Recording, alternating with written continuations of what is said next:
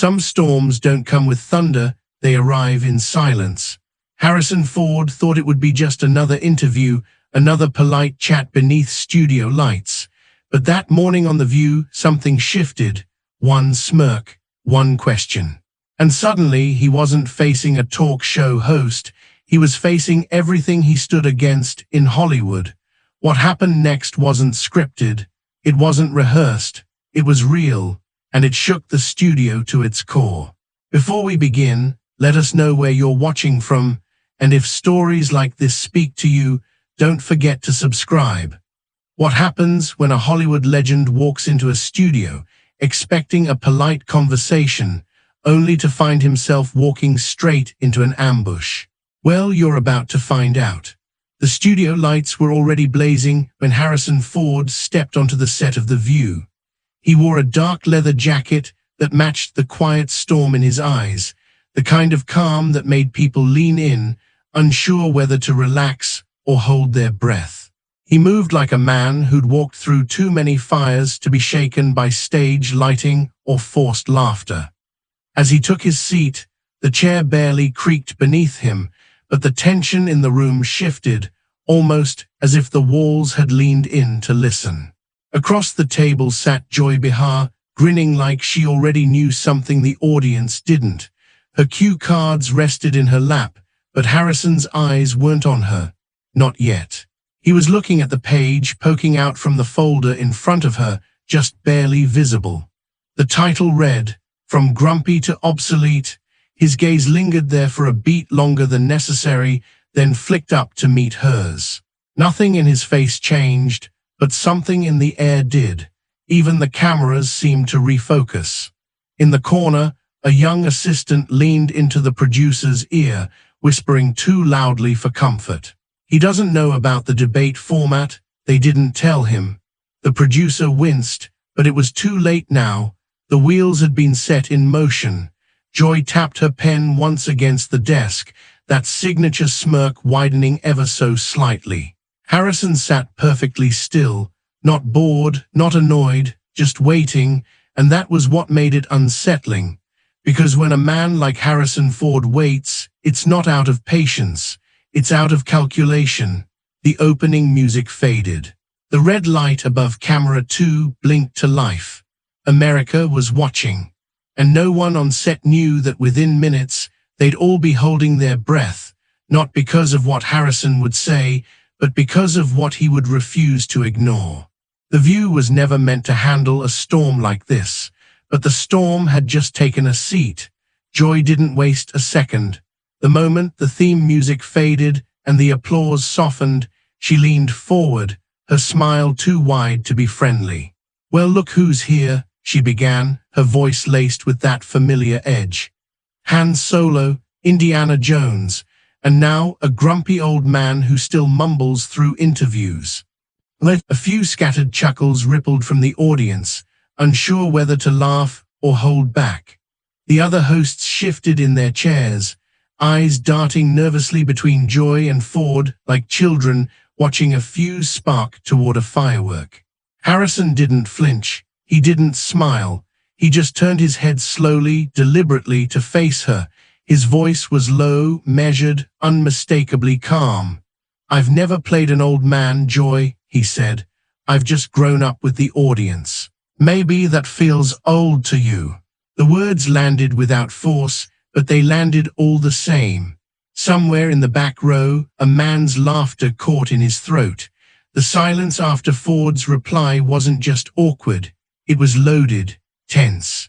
The kind of quiet that hangs in the air when someone realizes the temperature just dropped and no one adjusted the thermostat. Joy blinked, clearly not expecting him to counter that quickly or that quietly. "Oh, come on," she said, reaching for her mug like it would ground her. "You've made a career out of playing the same guy in different costumes. The grumpy pilot, the grumpy archaeologist, the grumpy detective. I mean, do you ever get tired of growling at people for 2 hours and calling it acting?" The smile on her face was meant to say it was all in good fun, but her eyes gave it away. This wasn't playful, it was calculated. She wanted a reaction, and she thought she had him cornered. Ford didn't blink. He didn't even lean back. His stare stayed locked on her, steady as a storm. "You think that's what I do?" he said. "Grumble and walk away with a paycheck." Joy shrugged. "Well, if the boots fit." There were a few more laughs this time, but they came with a nervous energy, the kind that follows a joke no one's sure they're allowed to laugh at. One of the other hosts coughed, clearly preparing to change the subject, but then thought better of it. Ford hadn't broken yet, but something in the room was bending. He glanced around the table, then toward the audience, his expression unchanged. His voice remained flat, almost too calm. "I came here to talk about a film," he said. "A story about resilience, risk, and remembering what matters. I didn't realize I walked into a roast." Joy smirked. "Don't be so sensitive. You're a big star, you can take it." "I've taken a lot of things," Ford said, his tone growing colder, quieter. "Criticism, failure, injuries, even crashes. But I've never mistaken cruelty for conversation." That stopped everything. Even the crew behind the cameras froze. The light above the lens blinked silently.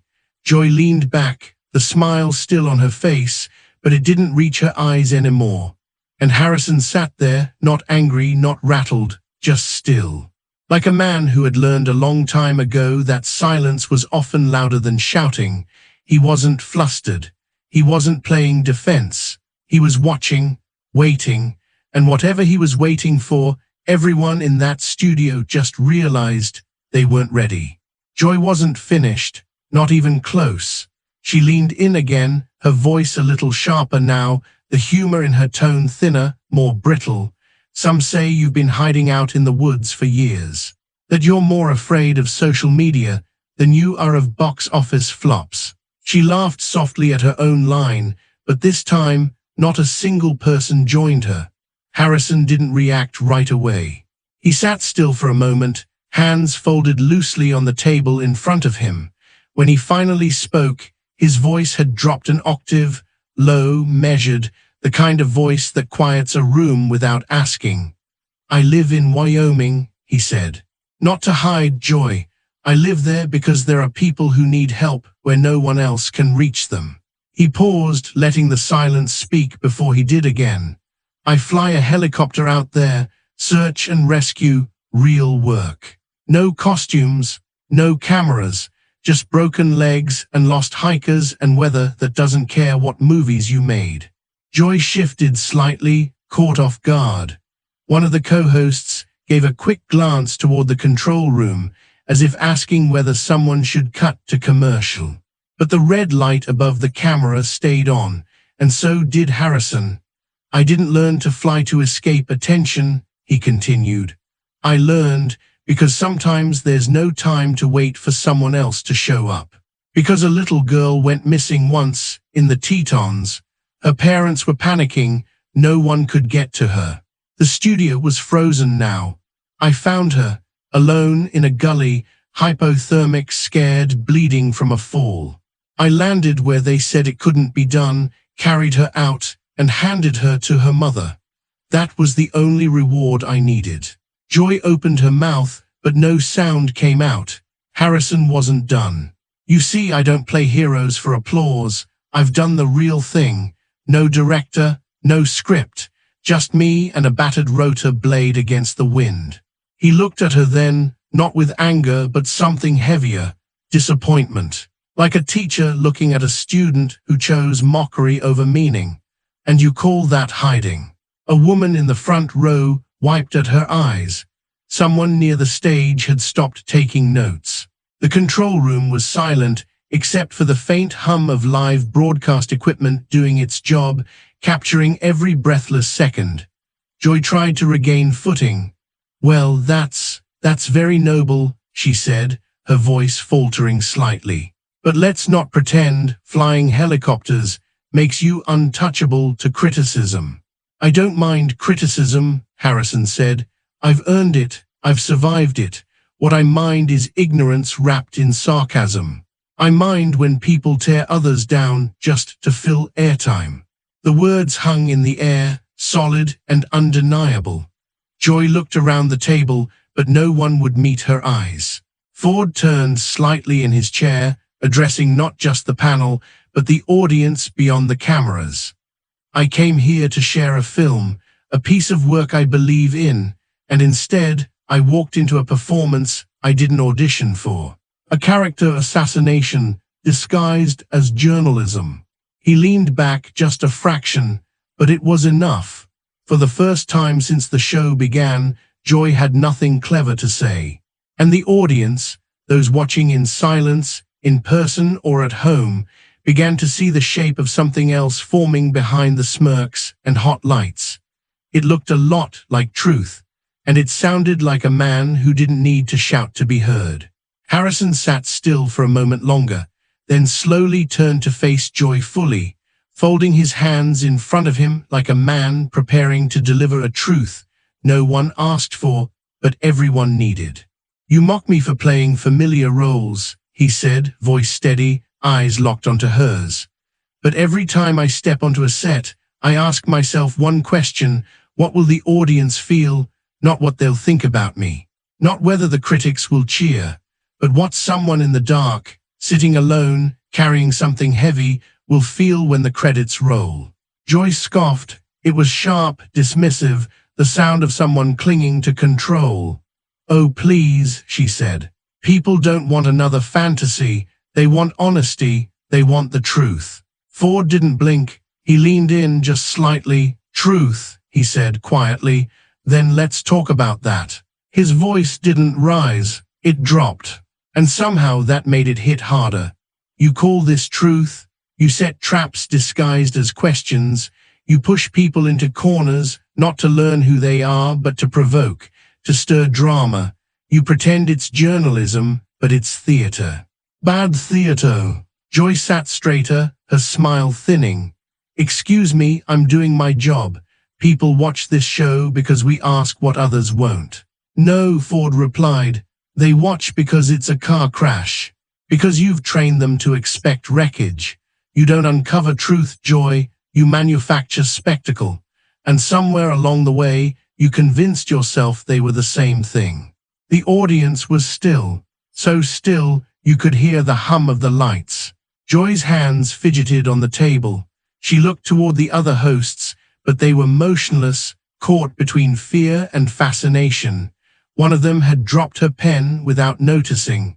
Ford's voice took on a sharper edge. "You talk about honesty. Let's be honest then. You knew exactly what you were doing when you put that headline in front of you. From grumpy to obsolete, you knew I hadn't agreed to a debate, but you saw a chance to poke the bear. To make a moment." Joy tried to cut in, but he kept going. "And what if I had snapped? What if I'd yelled, stormed out, fed your headlines like a good little scandal?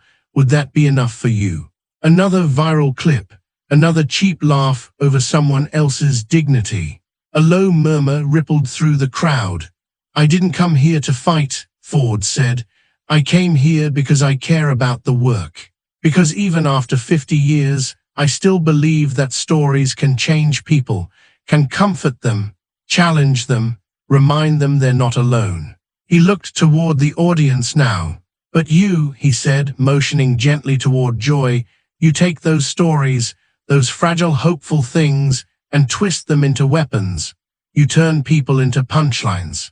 The camera operator shifted slightly, then stopped. Through the viewfinder, he saw something that made him go still again. A woman in the second row, gray-haired, hand pressed to her chest, tears slipping silently down her face. And for a moment, that image said more than any of them could. Joy's voice cracked the silence, brittle now. "You think you're better than this show?" Ford didn't answer immediately. He let the question hang. Then he spoke with a kind of sad clarity that filled the room. "No. I think this show used to be better than what it's become." Joy narrowed her eyes, voice rising. "We give people what they want." "Do you?" he asked. "Or do you just give them what keeps them watching?" That landed hard. A gut punch dressed as a question. Ford turned slightly, looking down the lens of the camera for the first time since he arrived. I've spent my life trying to create something that gives people a little escape, a little light. You've spent yours dissecting that light until there's nothing left but heat.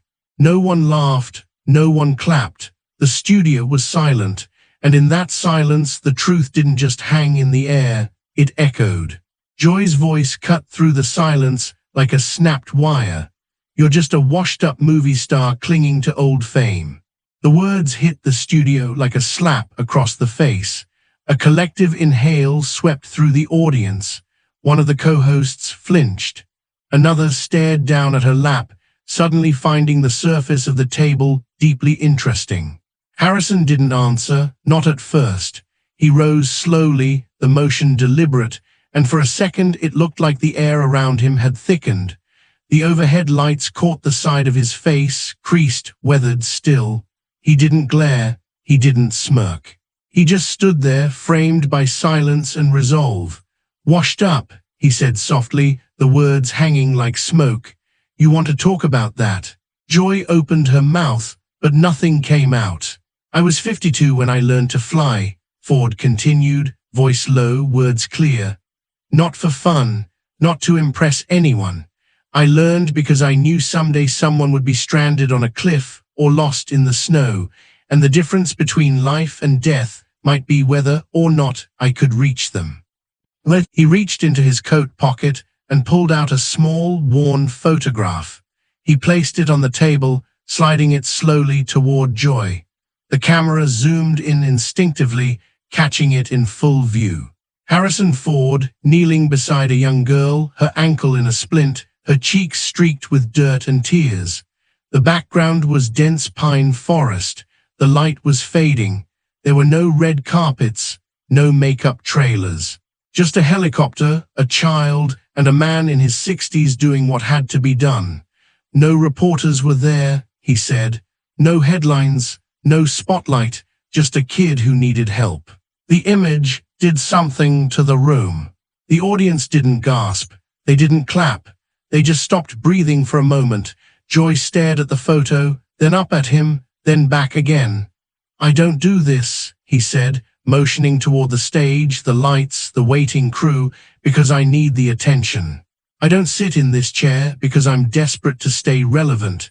I do it because I believe stories matter, that they can heal, inform, inspire.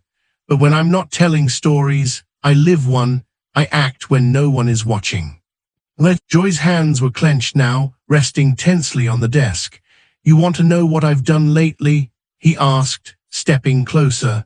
"I've flown into canyons to deliver supplies to rescue teams. I've pulled strangers out of wrecks before paramedics arrived. I've spent nights alone in freezing air, waiting for morning light to guide me down." He looked around the studio, and none of it came with applause. Joy's voice came back, thinner this time. "That's noble, but you still signed up to be here. You still came to promote a movie." "I came," he said, "with the understanding that we'd talk about art, about what moves people, about what connects us, not to be ambushed with snide comments and lazy insults wrapped in ratings." A few members of the audience shifted, uncomfortably now, not because of him, but because they were seeing something rare, unfiltered, real. Joy leaned forward again. "You think this makes you a better person, flying around in your hero cape?" Ford shook his head. "There's no cape, there's no costume, and I'm not interested in being better than anyone. But I will not stand here while you try to reduce a life of work and service to punchlines." He tapped the photo once gently. "You want something real? There it is, no script, no PR team. Just a man trying to help a child who couldn't help herself." The studio was still. Behind the cameras, a technician rubbed his eyes, pretending it was the light. In the second row, a younger man reached over and squeezed the hand of the older woman beside him. And Joy, who had mastered the art of the smug retort, who built a career off control, said nothing. Ford returned to his seat but didn't lean back. He sat forward, hands on the table, eyes locked ahead. "You wanted a moment," he said. Congratulations, this is one. Then he leaned in slightly, and for the first time there was heat in his voice. Now ask yourself, Joy, what are you going to do with it? She looked away, not because she was out of comebacks, but because the room no longer belonged to her. It belonged to the truth, and the man who dared to bring it. Joy's voice cracked under the pressure, sharp and thin, like glass trying not to break. Oh please, you think that makes you some kind of hero? You're still just a difficult, arrogant actor who thinks the world owes him something. There was no echo in the room, no support from the other hosts, no chuckle from the crowd. The words fell flat, lifeless, landing on a floor that had shifted miles beneath them. Harrison didn't move. He didn't roll his eyes or shake his head. He just looked at her with the kind of stillness that doesn't need to defend itself. I'm difficult, he said quietly, because I care. I'm demanding because I respect the audience too much to give them less than what they deserve. He paused, but not for effect, for breath, for memory. I wasn't always on magazine covers, Joy. I didn't grow up around cameras. I worked construction. I swung hammers for men who didn't know my name and didn't care if I had a dream. Joy shifted slightly, caught off guard by the sudden turn. I was a carpenter, he continued, his voice now softer, not theatrical, just real. There was a time when every crooked nail meant a family would sit at a table that wobbled. Every miscut meant I had wasted someone else's paycheck, so I learned to measure twice. I learned to build things right the first time. He looked down for a moment, like the weight of that part of himself had surfaced without warning. I took that with me into film, that same instinct, that same care, that same refusal to phone it in, because I knew how it felt to be invisible, to be broke, to show up and give everything you have just to be told it's not enough. Joy blinked, her mouth opened slightly, but she said nothing. The first time I auditioned, Ford said, they told me I had no presence. The second time, they told me to cut my hair. The third time, they didn't even let me finish the scene. I was turned down 6 times before someone finally said yes. Not because I was charming, not because I had connections, but because I didn't quit. A hush rolled across the studio like fog settling over still water. I had a wife, he said, 2 boys, rent due, a broken-down car and a toolbox with my name carved into it. So no, I wasn't looking to be famous. I was looking to survive. I was trying to build something that would last longer than the workday. The air felt heavy now, not uncomfortable, just full, as if the room itself had leaned closer to listen. You think I'm arrogant? He asked, his gaze returning to Joy. I'm not. I'm just tired. Tired of pretending that every man who holds his ground must be full of himself. Tired of having to explain that discipline isn't ego, that standards aren't attitude. That just because I speak low and expect a lot doesn't mean I think I'm better than anyone else. He paused again, not for drama, but because these weren't lines, these were scars. I've been humbled by machines I couldn't fix, by jobs I couldn't land, by scenes I couldn't nail. And every time I got knocked down, I got back up, not because I had something to prove, but because I didn't know how to stay down. A young man in the audience lowered his phone. He had stopped recording. Now he was just watching. Ford reached toward the photograph still lying on the desk. You see this, he said, and you call it noble, but that day I wasn't thinking about nobility. I was thinking about the look in that girl's eyes, about her mother waiting at the edge of the trail. I was thinking about what it would mean to not make it in time. He looked down the lens again, but this time his expression softened. I've been called a lot of things. Grumpy, cold, stubborn, maybe I am, but I've earned every wrinkle on this face, every bruise on these hands. I've failed more than you'll ever know, but I never stopped showing up. Joy stared at him, her jaw slightly clenched, but her eyes, there was something different now.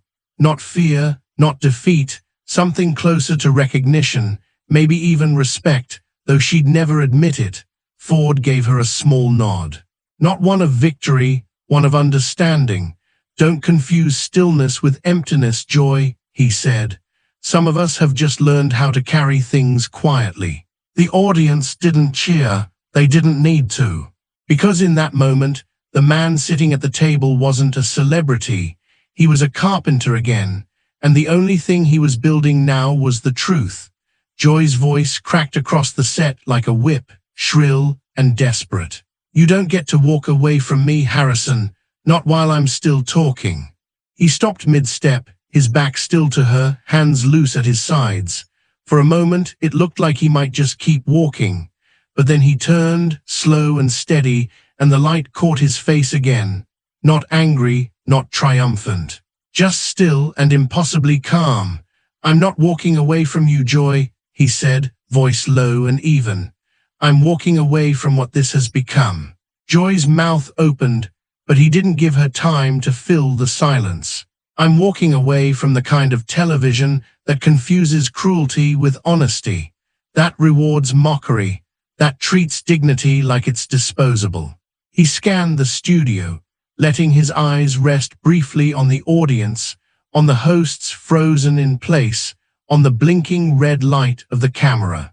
I've been in this business a long time, he said, long enough to know when a conversation becomes a performance, and when a performance forgets that it's supposed to mean something. The room was still again. Even the camera operator, hands on the rig, had gone motionless. Somewhere in the control booth, no one was calling cues. Ford took a breath, not deep, not dramatic, just full. The kind of breath a man takes before he lets something go. I've lived a full life, he continued. I've loved, lost, built things with my hands, watched them break, and built them again. I've seen the world from the sky and from a garage floor. And through it all, I've tried to hold on to one thing, just one.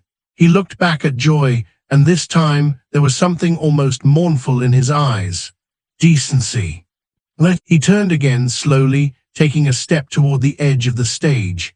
Joy tried one last time, her voice smaller now, but still sharp.